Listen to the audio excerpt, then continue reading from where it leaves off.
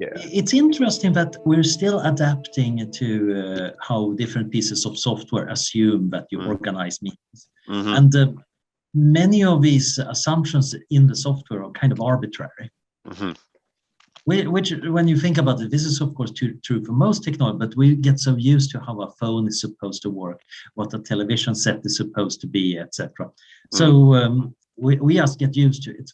And there are these hilarious videos showing modern teenagers trying to understand an old rotary wheel phone.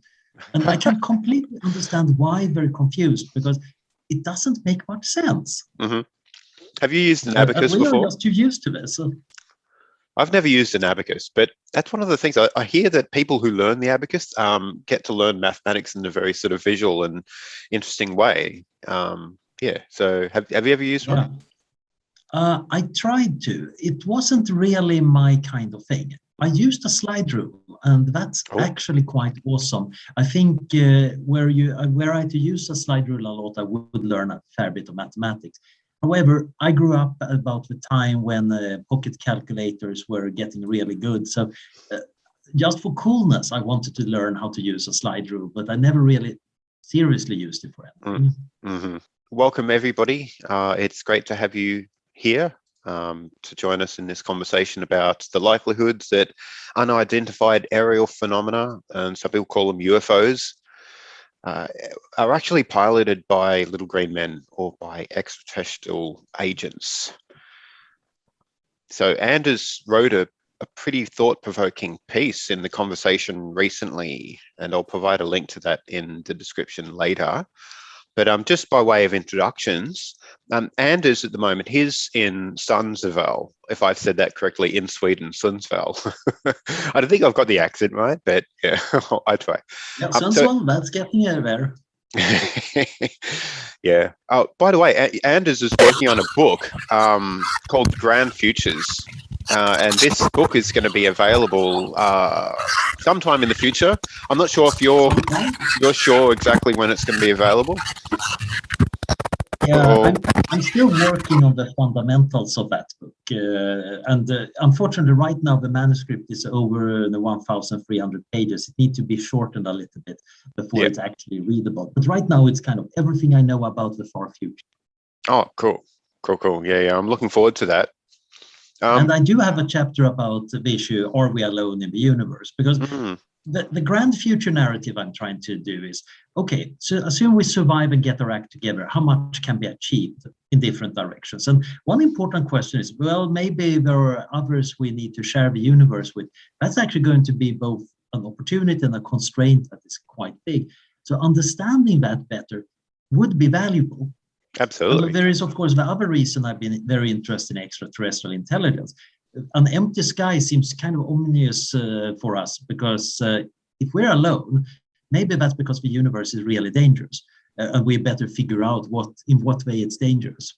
On the other hand, maybe we're just exceedingly lucky, and it would be a very good thing to know whether it's danger or luck that we're subject to. Mm-hmm. Indeed, yes. Yeah, the silent skies, it kind of gives us the idea that maybe there could have been a lot of other life forms out there that had risen in various Goldilocks zones within our sort of cosmic bubble or within our Hubble volume, but didn't make it. And is that a warning sign? Should we take that as our own possible future if we're not careful?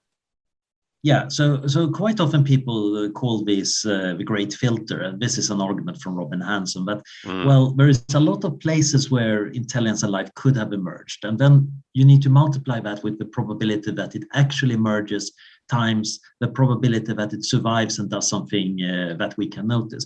And we know at least one of these later two terms has to be very small, because otherwise the sky would be full of saucers and there would be ads on the moon or whatever.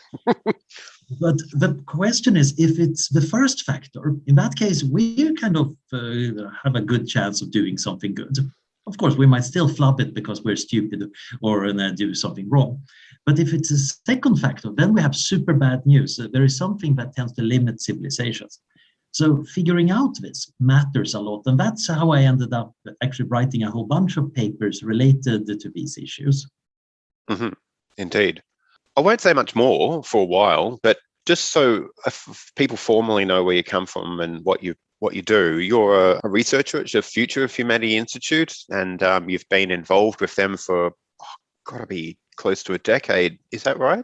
A long time. Yeah, I moved to Oxford in 2006 and been with the institute ever since. Yeah. Uh-huh. So I'm the senior research fellow just by virtue of having been sitting around the longest in the office. I'm sure of course, you've been doing more than sitting. Was there first, but indeed, yeah, fantastic institute. If anybody has never heard of the Future of Humanity Institute, go check it out. Very, I think, a high impact research goes on there. So I'm going to try to be relatively short about that main thing, so we can have a discussion, because that's usually way more interesting. But the basic story is something like this. There is a recent report with various sightings of weird things coming out of the US military. A lot of people immediately say, look, we have evidence that there are aliens among us. And I think this is a serious mistake. And the piece in the conversation is trying to explain why weird lights in the sky, even if there is a lot of weird sightings that we can't explain, isn't a good reason to believe that there are aliens visiting Earth. So the basic argument is based on Bayesian probability.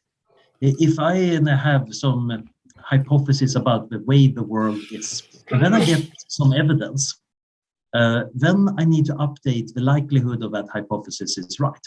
So I might, for example, imagine that I have $1 billion on my bank account. And now I look into my banking app and check, and sadly, there isn't that number. Now that might be because the banking app is malfunctioning and there actually is $1 billion in the account. But there is a much easier explanation. That is, of course, that I actually don't have that money. In fact, I don't have any reason to believe that somebody would have put $1 billion in my bank account. It's certainly possible. I can't say the probability is 0, but it's really low. So normally, when we think about the likelihood of things, we start with a prior. How likely is it in general that a bank account contains $1 billion? And then we take evidence and use that to update our estimate. So looking at your account is a pretty good way of getting evidence. I might similarly get evidence for various other things like, well, what is the weight of this bottle of water? Well, I can put it on some scales. The scales might be wrong. I might be misreading them. There might be a lot of explanation for the number I get, but it's fairly likely that they're accurate. Now, when I see something weird in the sky, I want to update the likelihood that there are aliens visiting Earth versus there are no aliens visiting Earth. And typically what we do is you look at the ratio between, if I see that evidence, if there are aliens, what's the likelihood of me seeing that evidence, divided by if there aren't aliens, the likelihood of me seeing that weird thing. Now, if something is super specific, so I go out in my garden, a flying saucer has landed, and a little green person shows up and says, take me to your leader. That is very specific. There are very few other things that could explain that side. There is, for example, that I might have gone nuts. That's totally likely, way more likely actually than we normally would like to admit. The probability of having a psychotic break per year is maybe 1 in 1,000. And you might, of course, have a very low prior of aliens showing up in your garden. So, in fact, it might be more likely that you go nuts than you actually seeing a flying saucer. But then again, I can call out my neighbor and say, do you see what I'm seeing here? And if they're nodding and saying, that's really weird, then I know, okay, the probability of 2 people going nuts at the same day in the same way is very low. The problem is, of course, if I see a weird thing in the sky, that doesn't seem to be an airplane, doesn't seem to be a weather balloon or something like that. What's the likelihood of that being aliens versus something else? Even if we know for certain that it's nothing normal, it has to be something awesomely weird. There is still a lot of awesomely weird things. After all, it could be time travelers. It could be fairies, it could be angels, it could be demons, it could be intelligent squid that have a secret civilization at the bottom of the floor and now exploring the inhospitable world of air. All of these possibilities are open and all of them could produce a weird blob of light moving around. So I don't get much more reason to think it's aliens by just seeing a weird blob moving around. I'm certainly might get a reason to think the world is full of really weird things. I might have to update that the world is stranger than I previously thought. But it doesn't give me a good reason to think there is aliens visiting. For that, you want something more specific. Now, many people say, yeah, but look, these blobs of light are moving around in ways physics cannot explain. But again, that's unspecific. That could be just time travelers or anything else. Indeed, there are quite a lot of religious people who actually are honestly saying, look, angels, totally reasonable thing. There are literally billions of people believing in angels. So why should we say aliens rather than angels? And one reason is, of course, we come from a particular culture. If you were living in the Middle Ages and saw some weird things going on, you would probably say either angels, demons, or fairies. And indeed, many of the medieval fairy stories about people being kind of taken by these strange beings and moved to another world and then returned, and time seemed to have been distorted, sound very much like modern alien abduction stories. And of course, the true believers would say, yeah, look, the aliens were here in the Middle Ages too. But you could equally well say, yeah, but maybe it's something about us humans. We have this kind of weird experiences for some reason. Maybe we have dreams like that, or typical hallucinations, or there is something else that is abducting people to other worlds. It actually doesn't seem to be that specific ways, but we tend to frame it like that. And this is very visible when you look at other things that we kind of know are delusions. When you look at people who have delusions of persecution, quite often they involve the latest technology. So there are these very famous accounts from the early modern era by a guy who was actually literally at the original Bedlam hospital, who was absolutely convinced there was an evil conspiracy against the king. And since he knew about this conspiracy, they were making him mad by using this weird automated pneumatic loom, sending stuff through the air to him. And when you read the account he'd written, it sounds exactly like people who in the middle of the 20th century would say, yeah, somebody's beaming beams into my head. And today, of course, you get a fair number of people saying, yeah, there are nanomachines in my bloodstream, or maybe a microchip in my head. We're seeing this consistent thing that we tend to, when we build a delusion, quite often we make it cool by having the latest technology. There are very few people today who say, oh, people are using pneumatic looms to manipulate my mind, and that's why I'm acting crazy, but I'm actually not crazy. Instead, we have this pattern. Now, that doesn't mean, of course, that it's impossible for aliens to visit Earth. I'm kind of bullish on the possibility of traveling over interstellar distances. It's just that I don't believe it's going to be in a big classic atomic rocket that you land on the surface with, like in some standard 1950s science fiction. It looks like settling the solar system using technology not far away from what we currently have seems reasonable. But it's kind of hard to miss a SpaceX lander landing. That's not going to be just a weird blob of light. And traveling over interstellar distances, you have to choose between getting there in a reasonable amount of time, having a reasonable amount of energy, or a reasonable size. If you want to send a large spacecraft over interstellar distance, you need ridiculous amount of energy. It makes sense to have a very small one. And that's also the way of getting decent speeds.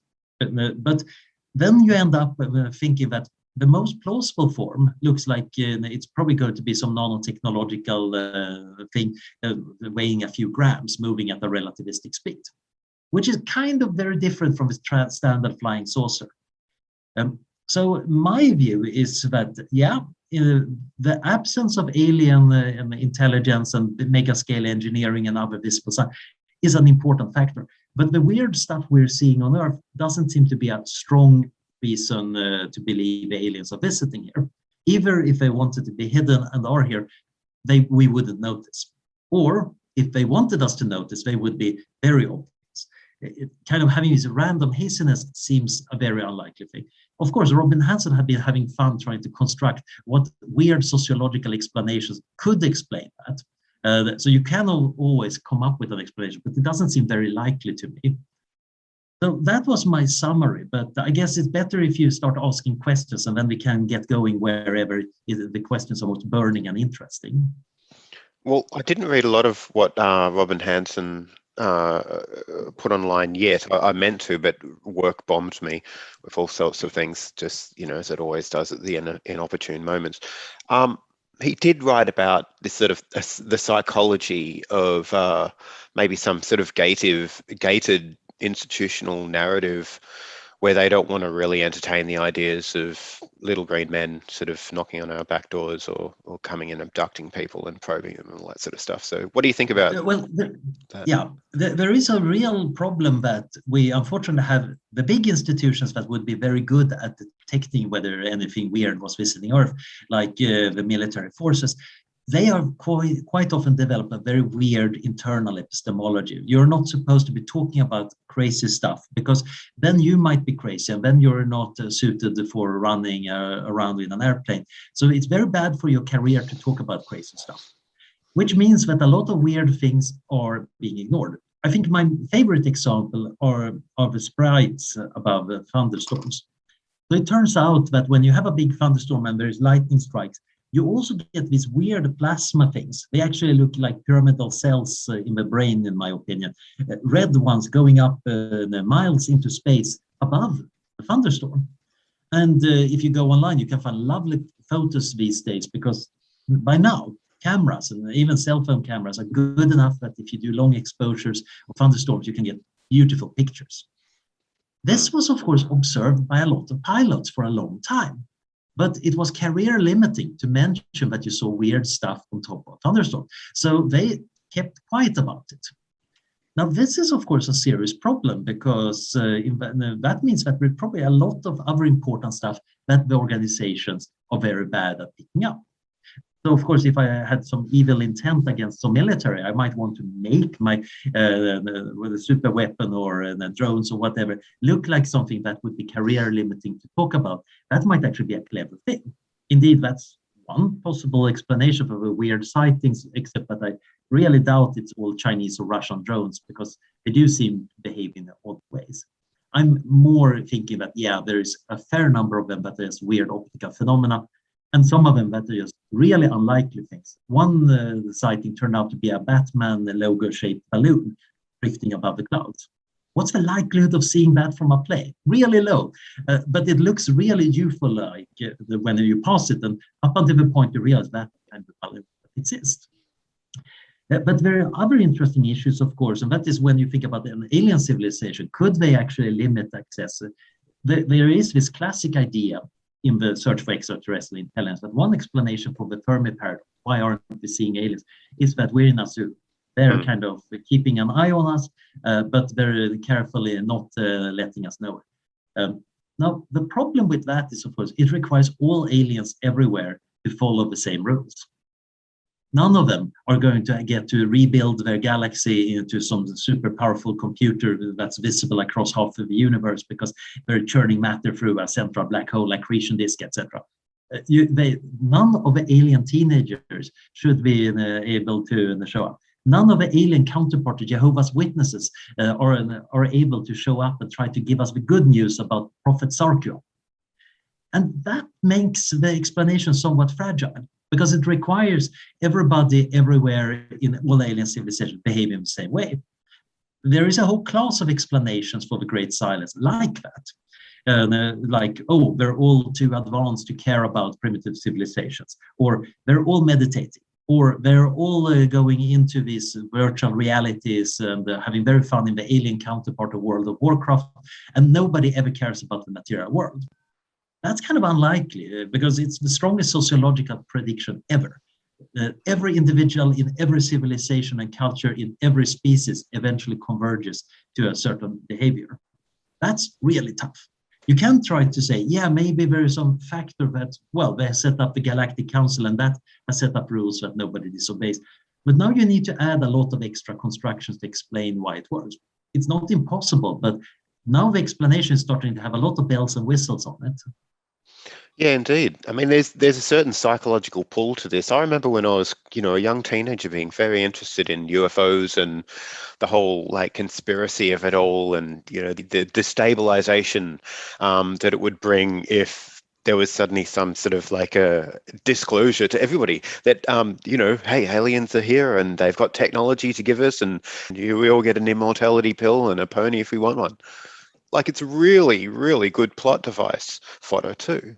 Yeah, so that story that, it would be too much disruption if we found out about aliens, I find it interesting because I don't think it's actually very likely. If we found out that there were aliens, I think a lot of people would be very interested. We would be talking about it a lot. But would it actually disrupt society? I don't think it would even disrupt most religions. I talked to people in the Catholic Church who actually they have been already reasoning through what their measured response should be when, if they find out that there are aliens, they have a theological pipeline on how to go through that problem. Most people are not that strongly affected even by earth-shattering revelations, it turns out. There is this myth of mass panic, which unfortunately a lot of decision makers have. That, if there is a disaster, or even if we tell people that there is a risk, everybody is going to panic and run around amok in the street and there's going to be rioting. So a lot of people immediately start saying, we couldn't tell people about it, and we need to have a lot of police in the case of a disaster, which is actually the wrong response, because in most disasters, people initially at least behave very well. We actually saw that in COVID. Indeed, the data suggests that even in places where the government wasn't mandating fairly strong responses to prevent the spread, people did it anyway. Not enough, and not always in a coherent manner, but people actually did sensible things. Things started to unravel when people get too tired of it, when they start losing hope, etc. But that takes a long time. But this myth of mass panic has led to a lot of really stupid government responses to a lot of things. On the other hand, that's funny. Yeah. On the other hand, there is this interesting problem that, maybe the aliens are not nice. So the classic thing would be that Martians are coming for our women or our water or our precious bodily fluids or something like that, which again is a somewhat implausible thing when you start thinking about what has to be true for that to actually matter. But certainly you could imagine that a super civilization might say, we actually have a use for this galaxy. We need extra mass to power our giant galaxy-sized computers. So no hard feelings, but we need your atom. That's not so much of a classic invasion theme. And it would be a very boring story because sufficiently advanced super civilization just steamrollers us. It's a little bit like the problem with super intelligent AI. If it's sufficient super intelligent, there is very little you can do because it's just going to have outthink you about everything.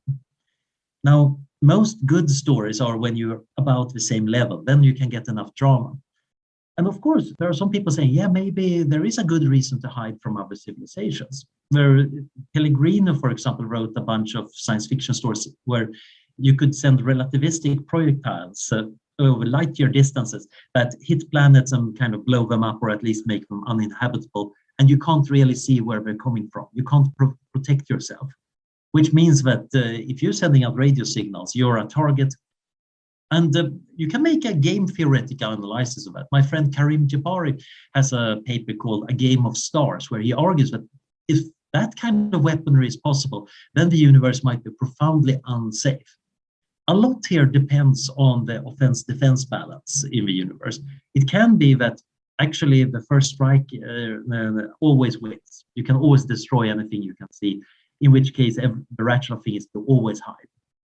At very large scales, things get really weird because of accelerating expansion. In about 300 billion years, all the gravitational bound galaxy clusters are going to get separated exponentially and cannot reach each other anymore. So if you can survive until that era and have your own cluster, you know that you're not going to get invaded by anybody. Indeed, if you set off false vacuum decay, if that's possible and you can trigger it, that would normally be the ultimate doomsday weapon. The wave spreads at the speed of light, essentially changing the laws of physics and erasing the existing universe. You can't see it coming, you can't defend against it. That is rather scary in the present era. In that era, it only gets one galaxy cluster. So that technology, if we can hold off developing it that long, it would suddenly just become a problem locally. And it seems like even before that, if I'm threatening the Sorgons by pressing my doomsday button near the border, if we have sufficiently big space empires. The expansion of the universe might mean that the wave of annihilation never reaches the far reaches of the human space or the Zorgon space. So the mutual assured destruction becomes a local issue. So that's kind of a weird possibility. A lot of it depends on the fundamental physics of what kind of universe we're living in, which I think is a rather cool way of thinking about interstellar and intergalactic warfare. Okay, let's see. There was another question here with regard to calculating the recent sighting and the priors for aliens. Yes. So generally, I would assume that we need to assume a very low prior for aliens emerging, because otherwise the universe would look very, very different. Imagine that intelligence was super common. In that case, first of all, we should expect it to be very early. Why? Well, intelligence needs to emerge relatively quickly. And if it spreads between planets, why would there be humans on this planet rather than Zorgon settling from Zorgon 5 a few light years away? So a universe where intelligence and life is super common would tend to drive us to be early. Now, it's interesting because we can look at the historical record of life on Earth and try to make some inferences about this. So it turns out that life emerged within maybe 500 million or 1 billion years after Earth formed. That's really early. The oceans had probably just been around for a few 100 million years. Now, if we look at the span of Earth's lifetime from it forming until the sun finally engulfs it, that is kind of quick. So you might say, haha, life must be easy. At least we know that it happened early on Earth.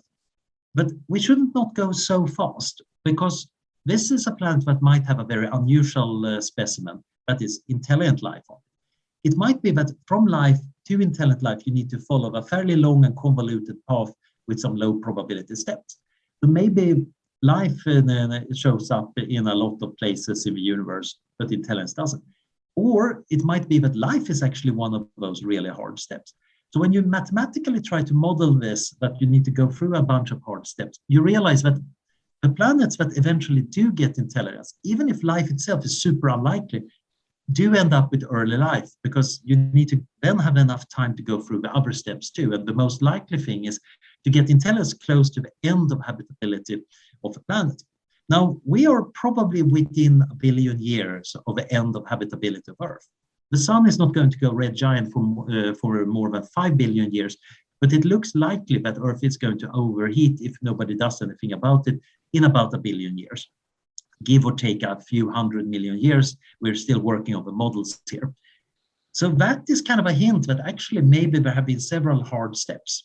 Maybe forming the right genetic code, maybe making eukaryotic cells, maybe getting the right kind of brains are really unlikely steps. So I have a paper with Andrew Snyder-Beatty and Mike Bonesall about this, where we try to figure out, given what we see on Earth, what's the likelihood of different steps. And that seemed to hint at a low prior for intelligent life in the universe. But of course, a low prior doesn't mean much if it can spread.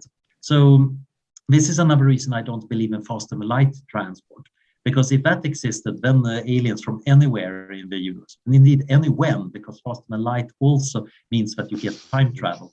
That seems to be a problem. So I end up thinking that maybe the average distance is maybe 1 in 1 billion years, light years or something like that. That seems maybe reasonable to me. This is interesting because it also fits in somewhat with a very interesting paper, again by Robin Hanson. He's always showing up here because he's got some interesting ways of thinking about it, where he suggests that you have grabby civilizations that start and then spread out at some speed and turn the universe into, well, whatever they think it's worth turning it into. That means that you start out with the universe being empty, and then a few civilizations show up and they start spreading, and eventually all of the universe is going to be taken by somebody or something. So where can we show up? We are not living probably in the totally colonized era, because that would look very different. We might, on the other hand, we might be one of the first grabby civilizations. And then when you do the math, you end up also getting a rough estimate that maybe the average time until you meet a civilization that's spread is about 1 billion years. So we're kind of living in this phase transition. That's a very interesting paper. I think one can build a lot on this. Indeed, I'm kind of kicking myself for not realizing this. now I'm going to end my chapter in my book about alien and the alien intelligence with kind of discussing his paper. But I could have, if I'd been slightly smarter, I would probably be able to come up with the same idea. But now Robin got it first. Yeah, I got to interview him about that one, actually. Yeah. It was particularly interesting. And the idea that, if we take into account the possible time span of the universe, we're relatively early, given the amount of time we would have to evolve, the inhabitable time of the universe. We're still quite early to the game. Yeah. And it's an interesting issue. Why are we even early? Because when you think about years of potential habitability, it seems like there should be a lot more of those years in the future for a lot of planets. The number of stars of different masses follow a power law distribution. Small and light stars are way more common than heavy stars, and the heavy stars burn out quickly. So the most common stars are small M-class dwarfs, and they have planets. We know that from Proxima Centauri, and indeed there can be planets in the life zone. So it would seem that if you do a naive calculation, at least, most moments of habitability for planets should be around these dwarf stars because they're so common and they live for such a long time, and most of them should be in the future. So we have this mystery why we have this yellow G2 star we're orbiting. Why aren't we around a little red dwarf star? And people have been trying to explain this by saying, well, maybe the planets become tidally locked to the star, and that's bad for habitability. But the climate models have actually shown that that's not necessarily a bad problem. Right now, I think the leading contender is that the flares tend to erode away the atmosphere. These stars tend to be rather violent, and the sun seems to be unusually quiet and well-behaved as a star. So it's a very interesting issue why we're this early and around a fairly heavy star. And indeed, Robin's model kind of explains that, well, the rest of the future is going to be full of super civilizations doing super civilization stuff. The only era where you get kind of minds like ours is this early era when we're kind of crawling out our caves and building our primitive rockets. So what else to talk about here? So priors, another aspect is, of course, not just how likely it is that you get intelligence, but also that it spreads across the universe. And the reason Robin named his paper Grabby Aliens was that he wanted to contrast that with quiet aliens who are just happily sitting around.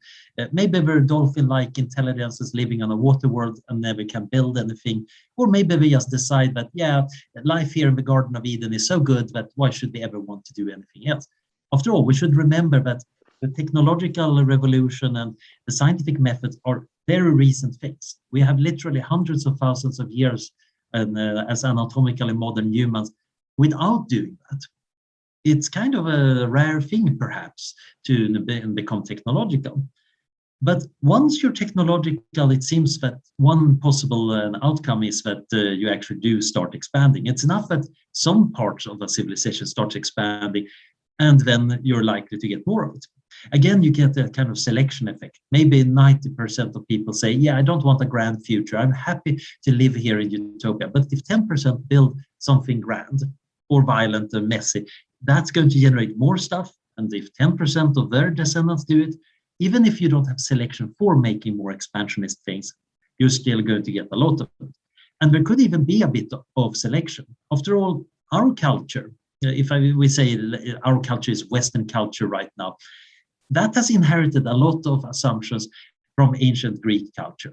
There are certain traits that the ancient Greek city-states had that we borrowed. Indeed, we might have borrowed particular ones from Athens. Athens seems to be one of the first cultures that took the idea seriously that they could be wrong about important things in moral or in governance, and literally were poking and trying to improve on that. This is not a very popular view. Most people hate being wrong. And most cultures have been absolutely certain that we can't be wrong about important things. We can be sinful and bad, but we can't be wrong. It's not like we should be changing things. This is a thread that kind of starts with the Ionian school and Athens, and then it takes still many, many centuries, even millennia, it starts to blossom into a technological civilization. But if we look around us in our modern Western culture, you can trace things back shockingly well to ancient stuff. I just started getting interested in reading ancient Greek and Roman law because of role-playing game reasons, for all bizarre reasons. And it's kind of weird when you read them and realize wait a minute, we're still using that. The reason for that law is still existing, and we're actually basically having a descendant of the same law. And this is after thousands of years. So we might imagine that when you start an interstellar civilization, even though the parts cannot communicate quickly with each other, they might still inherit a style.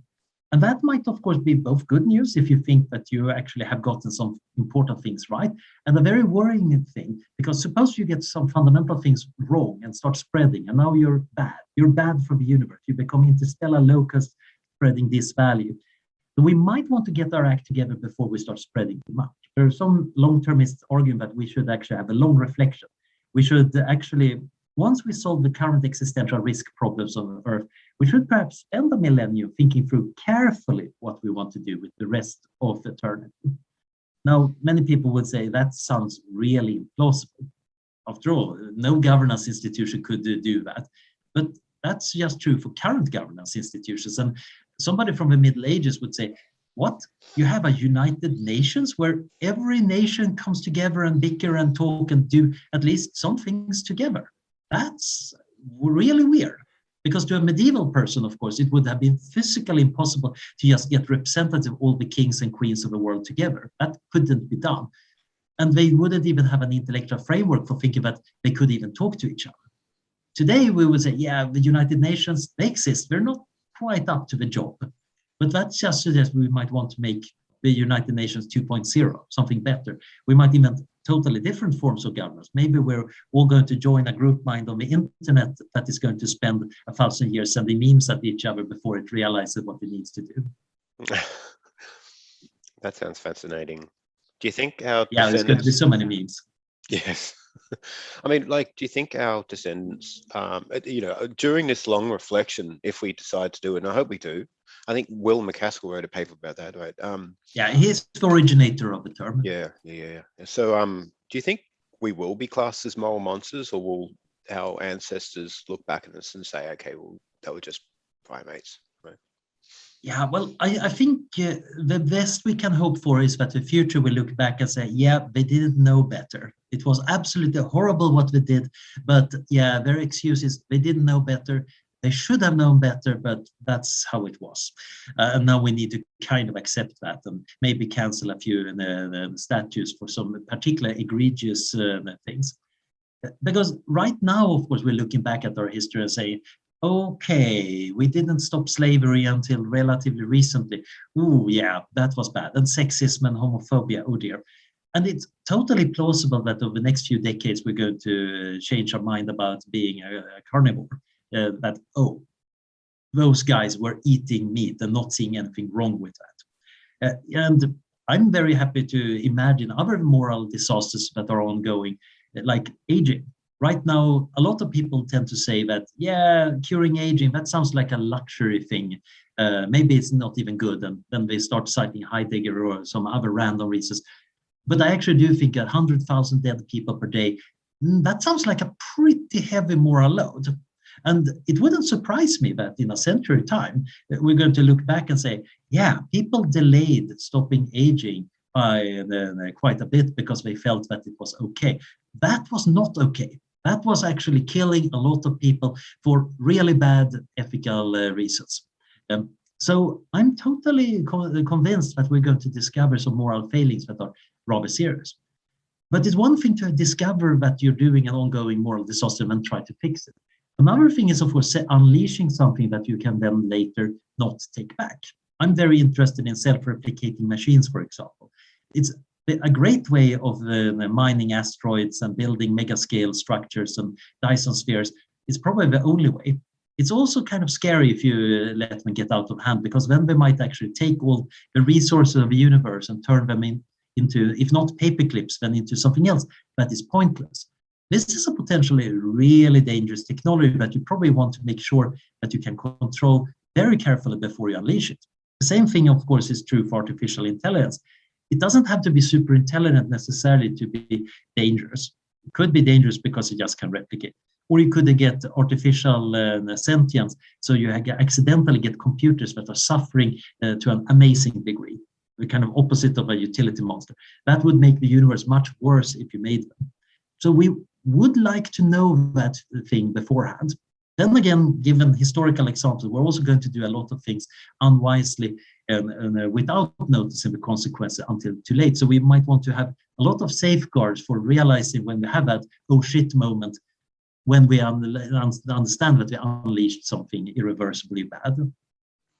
I've often thought, like, what would we say to an alien civilization? I know you said before that perhaps we wouldn't change that much, but one of the things that perhaps would change is our view on what's objectively true or real, or what objective values are, and our values would probably be challenged. I mean, what arguments would we give to an alien civilization should we come in contact with one that had been at least ostensibly happy, long-lived, and has been sort of a mature civilization for a lot longer than we can imagine? What arguments would we give them to adopt our morality, right, or our sense of ethics? Right? Well, a lot of it probably depends on how different their ethics turns out to be. And I think this is a profound and really interesting question. I think actually meeting aliens is one of the most important things ever, because it would give us another perspective on what we're doing, a second opinion on how the universe works. And it might be that there are some things that just are universal, or it might be that everything is totally parochial. And right now we don't know that. I'm leaning towards the idea that there are probably some things that are pretty universal. If you have an agent-like creature like us, we need to select actions that are good. So we need some kind of measure of goodness. And normally we get this by pleasure and pain, which we then develop into these more refined internal reward systems. So I might get a pat on the head for solving math problems as a kid well. And that gives me a social reward, because I'm rewarded by when people around me gives me reward. But later that develops into this internal reward. I'm just enjoying doing math now, even if people are just frowning at what is Anders doing on the blackboard. Why does he even care about that? Because now I built this reward system. And that is, of course, potentially something very powerful, but also very bad, because we can also make ourselves suffer quite a lot because of this reward. Now, this form of reward system to motivate action seems to be fairly general. We have been using that in reinforcement learning agents in artificial intelligence quite a bit. And maybe that is something that's universal, in which case we should expect the aliens also to have something like pleasure and pain, except that they might call it very different and have different properties about it. You even get interesting emotions like, what about the expectation of getting reward, anticipation? That's usually quite rewarding for us. And you can, in these reinforcement learning perspectives, actually say that there are certain mathematical properties of how the system works that lead to certain behaviors. So it might be that expectation, surprise, disappointment, these things are universal, at least among the class of beings that work like this. It could, of course, be that a lot of aliens work in a completely different way that wouldn't have any overlap at all. And it might also be that we start changing ourselves, becoming trans and post-human, because we think that it's not very fun to suffer. So we change our pain system and try to reduce the amount of pain and handle that in a different way. And of course, post-alien aliens might equally modify themselves in different directions. I think in the long run, there is a really good question what the morality will be when we meet aliens. It might be that we have a convergence towards a shared understanding. It might be that humans converge to a shared understanding what morality is, but not with aliens. Or it might be that it's actually totally divergent. This is one of the most interesting meta-ethical questions you can imagine. There are some philosophers who implicitly assume the one answer or another. Immanuel Kant, for example, in his philosophy, he essentially argued that any sufficiently intelligent, rational agent would understand his philosophical explanation, and everybody would just converge and agree on it. So he would optimistically assume that all super intelligent aliens or AIs and philosophers everywhere would converge on Kantian ethics. A lot of non-Kantians, of course, think that, no, I don't believe that. Kant might say, yeah, but that's just because you're not thinking carefully enough, and then the bickering ensues. But it could very well be that there are these plateaus, but it might be that it's not one, but several, or a continuum. So another important thing is, of course, what other categories matter. We have sensory categories that make sense on the surface of Earth. We see in the visible light spectrum because the atmosphere is transparent to visible light, and there's a lot of it. And we have a touch sense that has certain properties because we're land animals. Our chemical senses are somewhat limited because we're based on air diffusion. We don't have a gravitational wave or radioactivity sense because there's not much of it going around, and it's hard to detect using our squishy biology. Now, aliens that evolved or designed themselves to live in very different environments might have a very different sensorial environment, including that once you get close to the quantum limits, perception becomes a form of interaction in a very different way. It's almost a little bit like all forms of perception was a form of touch.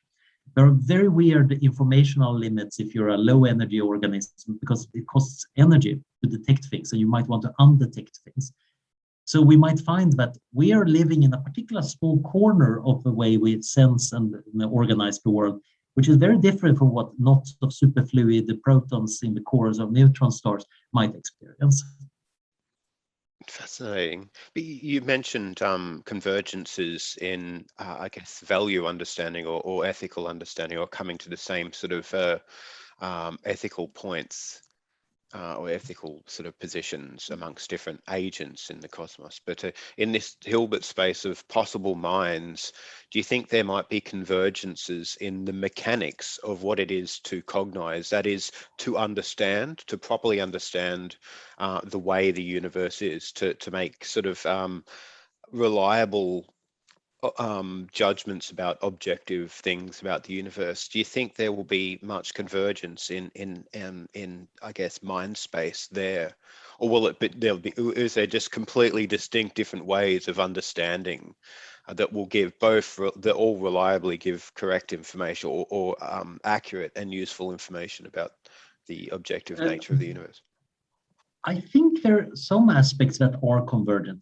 In statistics and probability theory, there is this amazing theorem. I think it's called Cox Theorem, that shows that if you have fairly reasonable demands of some concept of plausibility for events, then basically that forces you to end up with something like normal probability theory.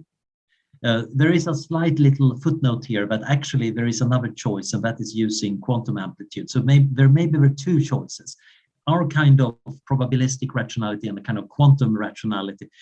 But they seem to be the only choices if you want to have that form of reasoning under plausibility. Like if new evidence arrives, you update your plausibilities in a sensible manner. Now, what you're reasoning about might be very different depending on what kind of creature you are, what your senses are, not to mention what your goals are. So it might be that there are some aspects of rationality that are universal, especially since you can be rational about the outside universe. And that is presumably the same for everybody. There are the stars, the dark matter, the planets, the various forces. And you might have to reason about that. You might have very different goals with what you're reasoning about, but you're kind of limited by that. However, when people start becoming relativist in late night conversations after too much nice wine, we typically bring up stuff in the human world. A lot of our experiences are really different from the orbits of planets. What I'm feeling is very different maybe from what you're feeling. The structure of human phenomenological experience might be really complicated and might also be very continuous, because a different kind of creature, let's say intelligent cats or intelligent knots of superfluid, might have totally fundamentally different phenomenological experiences, even when we ignore cultural differences too. So that might mean that the rationality about experience, culture, the inner life of beings might be totally divergent, even though they might be somewhat convergent about the actual physical world. And one of the interesting and disturbing things about our current civilization is that as we're getting better and better at manipulating the actual physical world to get our electricity and energy and food and communication, we are less and less affected by how the physical world works. One reason for a lot of stupidity today is that many people can believe crazy things about the world and it doesn't bite them. In the Middle Ages, if you were wrong about how to do farming, you would starve. Today, you can have a totally erroneous idea about what's going on at the farm and what organic food is like, But, well, if you can afford buying your food in a convenience store, everything works out for you really well. So it might be that really advanced civilizations decouple to the physical world to a great degree. There is some layer that is doing the farming or counterpart, taking the energy, building the Dyson spheres. But the inhabitants, they're off in dreamland. They're building their own amazing stories about what's going on, which might actually be so uncorrelated with outside reality that their rationality in these social and cultural and aesthetic settings is incomprehensible to an outsider. In fact, many of us probably experience that every day on the internet when we bump into a community that care about something we never cared about, and we can't even understand why are we even doing this. So this might be a taste of how weird the universe can become. It might be that in the future, the real aliens are going to be the other people. That's fascinating. That's really fascinating. But I was interested in what you said about our goals. In a sense, there are some goals that we have naturally as humans that we give up and we sort of set aside because we want to be part of civilization. There's something better that they're willing to trade off as part of civilization. And we don't go around just listening to our limbic system and go, chasing after somebody who we find attractive and whacking him across the head and dragging him into a cave and having our way with them. No, we don't do that. Civilization and its discontents comes to mind. But we start to think, oh, what goals should I have? What goals, if I, learn to appreciate them, would I be able to get the most reward from? If we were to be able to design our own minds, like in virtual realities and such, it might be very unpredictable. But I wonder if there's any convergences and actual goals that might be interesting. I think there are some goals that are in some sense simultaneous failures and very successful. So you could imagine the empty goal. You don't have a goal, so you're always perfectly successful at that goal. In some sense, that's the perfect life. You're done. On the other hand, from an outside perspective, okay, that was it. That doesn't seem to be very successful. Meanwhile, the rest of beings that are striving and doing stuff, they get to affect the universe, while the empty goal beings, they just die there instantly, perfectly content with that. And generally, our goals are this weird melange. We started out evolving kind of like simple vertebrates trying to get food and avoid getting eaten, developing bigger brains, and then we need to have a bit of state in the brain, and we get emotions as a representation of that state, and memory to do that, and then complex behaviors. We can learn them, we can control how we do complex behavior, we can make scenarios. And when we get to the humans and we're building up these virtual little scenarios about how stuff could work, and we're trying to choose to get to the future that are nice, but we're also living a lot in these made up stories. And then we get philosophers who actually start to organize it, because even thinking about what should my goal be is a high level abstraction. We've taken the goals we actually have and notice that there is a pattern here of these thoughts, these behaviors. Thoughts and behaviors are already kind of abstract. Most kids don't understand what they are. It takes a while before you realize that my mind is different from the world. And behavior is a thing, even though it's a very abstract thing. And now we have this philosophical thing. What goals should I make? So we're adding extra layers, and some of them are shared. This is the really amazing thing, because we communicate, we can deal with abstraction, we can tell each other about our favorite abstractions and have a philosophy debate about it. And some of these abstractions turn out to be really good. Some of them come about rather naturally. Societies that don't have any limitations for rape and violence don't remain societies very long. They tend to break up because people get very angry at each other, kill each other. While the societies where people incorporate this behavior of not attacking the others without good reason, they do much better. So you have a selection for the societies and culture, but also people coming up with better explanations. Some societies have discovered game theory, and actually not just that God's told us to do this, but these laws make sense. They're actually fairly effective. We can function better here. We can even tweak and improve them. So gradually we're living more and more having these abstractions for selecting goals. So we might even say we have high level goals. After all, it's kind of a classic thing ever since Christianity came onto the scene to realize that, my body wants this, but my soul wants something higher. And we have this internal conflict between a higher order goal and a lower order goal. And we want to figure out ways of making higher order goals win. but I'm ideally not today, because I want to fulfill my lower order goals at least tomorrow. Tomorrow I get to be a saint. Now, the interesting thing is, of course, we might become better at this over time. We might develop better philosophies, better culture, better forms of enforcement, but also better ways of tweaking our brains for moral enhancement. Now, the real problem here is, okay, the more you get into this abstract world, those goals might seem very different from the direct biological goals. I'm slowly getting hungry now. It's lunchtime. So I might say my stomach is telling me to do certain things. What's actually going on is an interplay between some of my interoceptive nervous system and a small part in my hypothalamus that is kind of starting to try to get my basal ganglia to activate behaviors that are likely to give me food. Meanwhile, my higher order goal of talking to awesome people and talking about interesting stuff is, of course, overriding that. And it's going to totally succeed, at least for the next 10 minutes or so. But we might imagine this continue, of course. Maybe I shouldn't be eating because I have an even higher order goal, but it's bad for my health eating as much as I do. I want to live for a long time so I reach longevity escape velocity. And then I might have an even higher order goal, thinking about, do I deserve to reach longevity escape velocity? Maybe I should just take that money and give to poor starving people in Africa, and so on. It gets complicated. But I think that is just what life is. It started out as simple cells, and we have made an awfully complicated biosphere. Many of adaptations other species have are ridiculously messy. Just think about flowers and bees and parasites on beehives and bee behavior to get rid of parasites. It tends to get out of hand in an awesome way. And this is, of course, what I think intelligent life also does. It gets out of hand in an awesome way. And by being intelligent, it can make the rest of the universe follow. We can modify organisms to fit our own weird goals. We can send things out into space. Earth is the only planet that has kind of inverse and meteorites that is actually gathering chemical energy so stuff gets launched into space. And I think that intelligence allows us to access Maxwell's demons and make the universe go into very improbable states.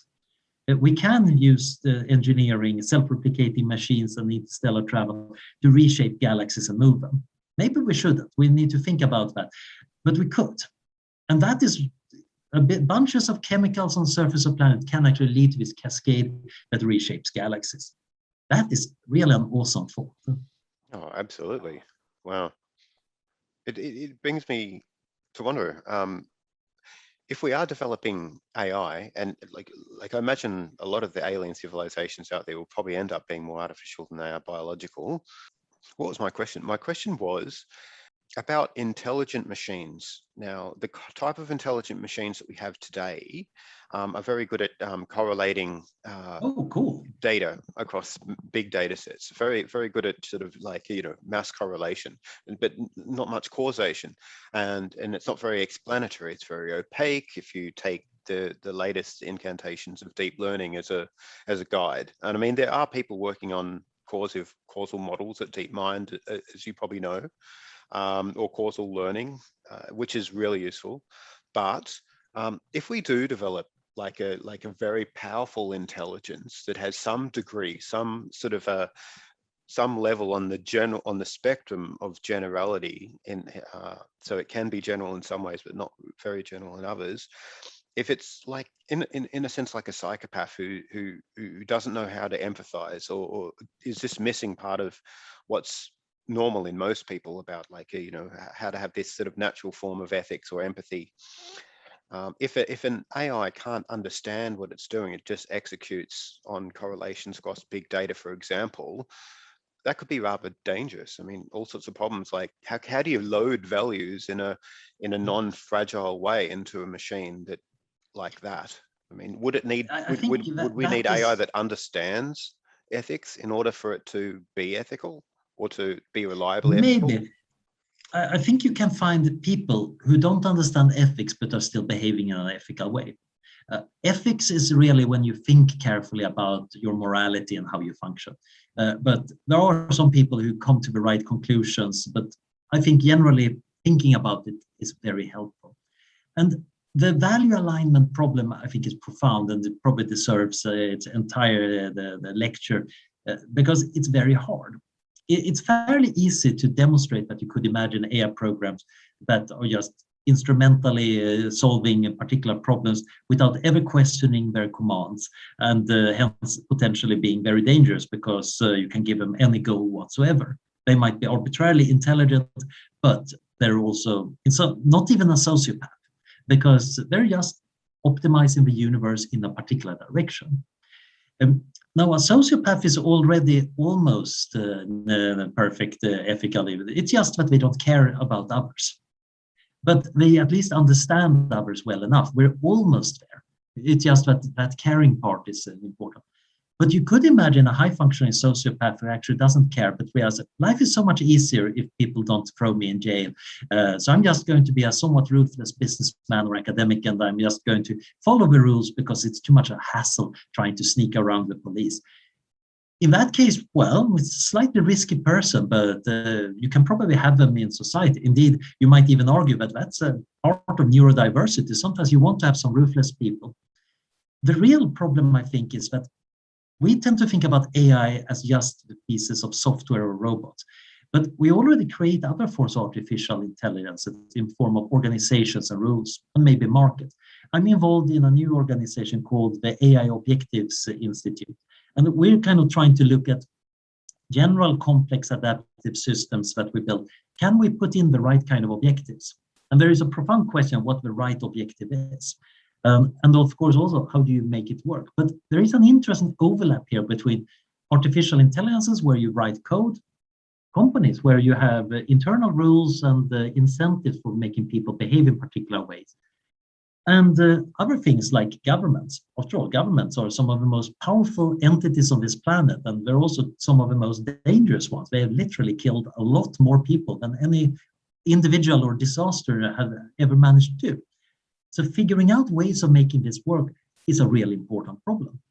And the interesting thing is this is presumably a problem even for an alien civilization. They will also have to deal with this. If they're making things that can act, then they need to make sure that they go to the right values. It might even be that things that don't act need to have the right value, because you could imagine simulating a lot of suffering minds. That's a very bad thing if suffering is a bad thing, which I think is plausible. So in that case, that simulation itself is a bad thing that we need to avoid. So there might be quite a lot of things in the intersection between ethics and software engineering or even systems engineering that are not just going to be our headache, but the headache for any alien civilization. And of course, the aliens, their alignment problem might not necessarily correspond exactly to our alignment problem too. So when we meet them, we might realize that, oh, we have a bit of a problem here because we really don't like each other's AI or even each other's values. But again, that's maybe a problem for later. First, we need to meet them. Something for after long reflection. Ideally, yes, when we know what we believe, which is hard enough, actually. It might be that the long reflection ends with okay, let's agree to disagree. We haven't actually managed to get anything to work for 1,000 years, but all the memes we sent each other on the internet during the meantime, they are worthwhile. Do you hope that we can at least, it turns out that we can derive at least most of our guiding values from objective facts about the universe? Or do you hope that they're sort of relativistic? What's your trade-off if you hope both? I think there are objective values. There are certain phenomena in the universe that produce certain outcomes, and certain things seem to produce certain mental outcomes. And at least our kind of creature, we are living by evaluating things. We're considering whether certain actions are better or worse, whether certain states of ourselves or the universe are better or worse.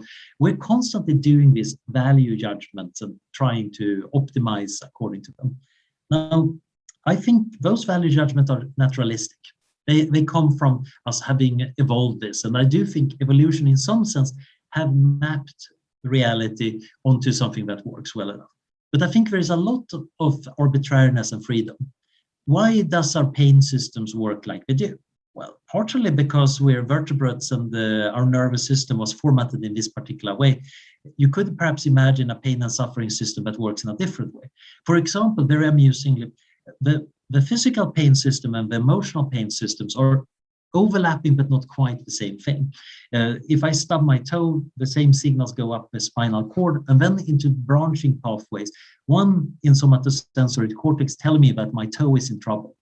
And another part going a bit more frontal is telling me, oh, this is bad. If I'm feeling alone or somebody rejects my paper, that part in the frontal lobe also gets activated, even though there is no physical damage. The only damage is to some of my social persona or something like that.